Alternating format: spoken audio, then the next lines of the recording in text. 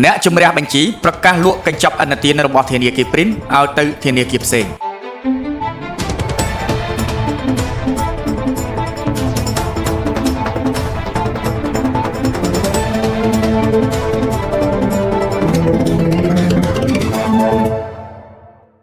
ដើម្បីរំលាយទ្រព្យសកម្មរបស់ធនាគារ Prin ទៅជាសាច់ប្រាក់សម្រាប់ទូទាត់ឲ្យបានជាអតិបរមានៅផលប្រយោជន៍របស់អ្នកដាក់ប្រាក់បញ្ញើនិងម្ចាស់បំណុលនោះអ្នកជំរះបញ្ជីបានប្រកាសលក់កញ្ចប់ឥណទានរបស់ធនាគារនេះទៅជាគ្រឹះស្ថានធនាគារនិងហិរញ្ញវត្ថុនានានេះជាការគូបញ្ជាក់របស់ក្រុមហ៊ុន Morrison Ka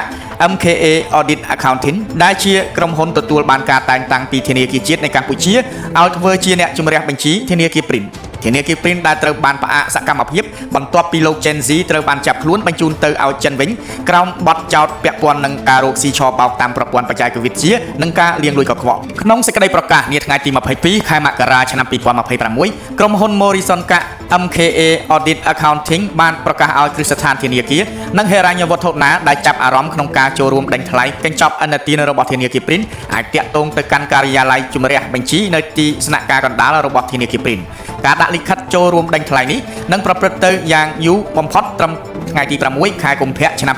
2026ខណៈការដេញថ្លៃកញ្ចប់ឥណទាននឹងត្រូវបានធ្វើឡើងក្នុងរយៈពេលនៃការចរចាអំពីលក្ខខណ្ឌវិជ្ជាជីវៈប្រកបដោយតម្លាភាពនេះជាការអះអាងរបស់ក្រុមហ៊ុន Morrison Ka MKA Audit Accounting តាមក្រុមហ៊ុនដែលបានទទួលសិទ្ធិជំរះបញ្ជីដដែលនេះចំពោះអតិថិជនដែលបានខ្ចីប្រាក់ពីធនាគារ Prin ក៏ត្រូវបន្តអនុវត្តកាតព្វកិច្ចបង់ប្រាក់កម្ចីស្របតាមច្បាប់បទបញ្ញត្តិនិងកិច្ចសន្យាឥណទានដដែលនិងថារាល់ទ្រព្យបញ្ចាំនិងឯកសារពាក់ព័ន្ធនឹងកម្ចីទាំងអស់នឹងត្រូវបានរក្សាទុកដោយសុវត្ថិភាពស្របច្បាប់សូមបញ្ជាក់ថាធនាគារ Prin ត្រូវបានផ្អាកសកម្មភាពផ្ដល់ឥណទានតាំងពីថ្ងៃទី8ខែមករាឆ្នាំ2026ទៅតាមសេចក្តីជូនដំណឹងរបស់ធនាគារជាតិនៃកម្ពុជាការប្រកាសផ្អាកសកម្មភាពរបស់ធនាគារ Prin ធ្វើឡើងតែមួយថ្ងៃប៉ុណ្ណោះបន្ទាប់ពីលោក Gen Z ប្រធានក្រុមហ៊ុន Prin Holding Group ត្រូវបានចាប់ខ្លួននៅថ្ងៃទី7ខែមករាឆ្នាំ2026ដោយសមត្ថកិច្ចកម្ពុជាក្រោមកិច្ចសហប្រតិបត្តិការអាជ្ញាធរចិនបន្ទាប់ពីត្រូវបានបញ្ជូនទៅដល់ចិនក្រសួងសន្តិសុខចិនបានចោទប្រកាន់អតីតអង្គការខ្មែរដើមកំណើតចិនឈ្មោះ Gen Z